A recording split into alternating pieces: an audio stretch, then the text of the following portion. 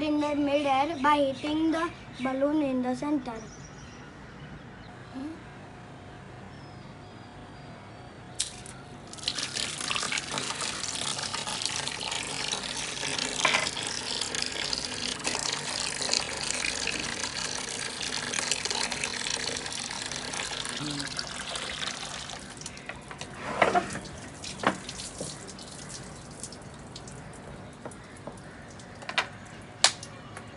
Now we will freeze the water in the center of the air and cut it.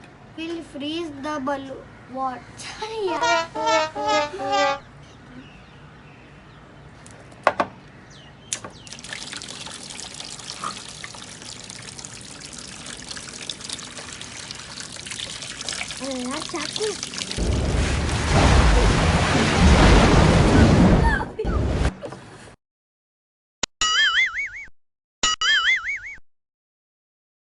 Ready?